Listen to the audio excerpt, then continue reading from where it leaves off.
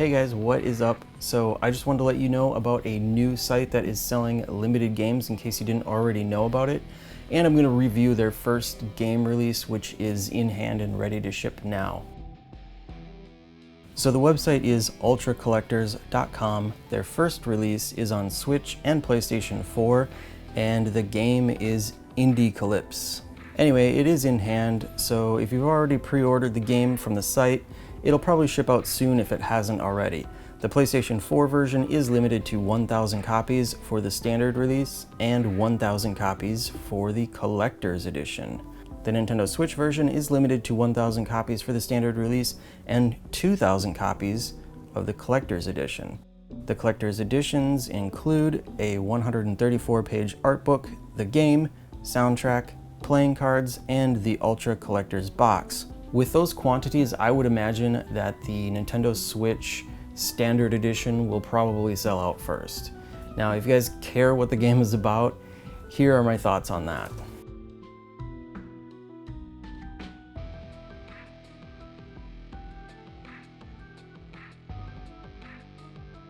Indiecalypse is an adventure game that has you playing the role of a vulgar and violent kid on a journey to become a game programmer. The game is labeled as a dark comedy, and I would agree that it is dark, but the humor can come off as trying a bit too hard at times. The art and animation is astounding. The game really looks like a cartoon you might see on Nickelodeon TV. I was also very impressed with the music. It was well composed and fits the setting quite well. The sound and art from this game can make some great trailers and really help to sell this game. Unfortunately for me, the story and gameplay are what really set this game back. But let's start with the story. So as I've said, you're trying to become a game developer. You know, the typical game dev things, going to programming school and offing several people along the way. It's supposed to be a dark comedy, and I like dark comedies. I like crude humor. I mean, sure, I watch South Park, but this is something else. It's like a violent, vulgar, forced humor.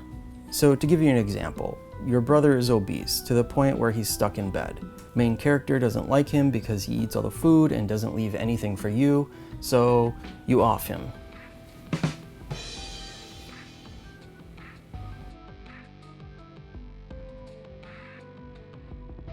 Another example is some kid at school made you mad, so you smash him over the head with a keyboard until he's deceased. F-word. I don't mind violence and swearing in games when it fits the situation, but this just didn't feel right. To be fair, there were a couple of times I actually laughed. Once because I thought the music was particularly hilarious for the setting.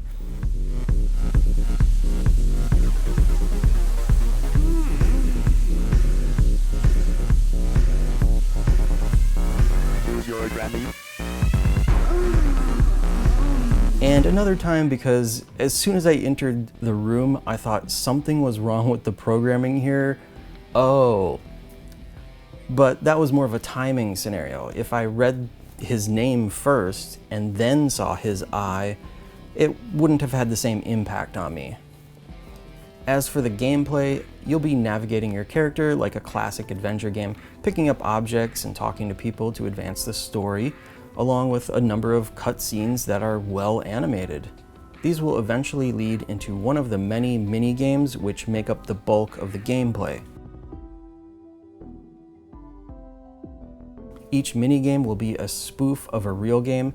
For example, in Code Hero, you'll press buttons to match the highlighted lines of code scrolling on the screen, you know, sort of like Guitar Hero. There's also a Geometry Dash minigame, Shower with My Dad, Enter the Gungeon, Binding of Isaac, Papers, Please, and many, many more. The idea is clever, but the reality is that you're actually playing subpar versions of the real games. Playing the Gungeon spoof minigame, or any other for that matter, is a very shallow experience and just made me want to play the real game instead. If you think you can get into the humor, you'll probably enjoy it. It's really one of those things where Humor is subjective. Some people will like it, others won't understand it.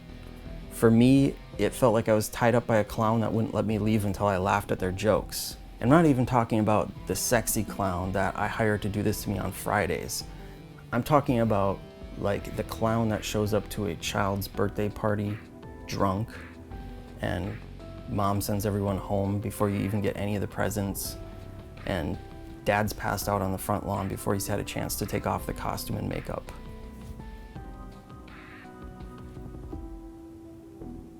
What were we talking about? Oh yeah, so overall I'd say it's not a bad game from a production standpoint. It looks like money went to some professionals during the making of this game. So yeah, buy it if you want.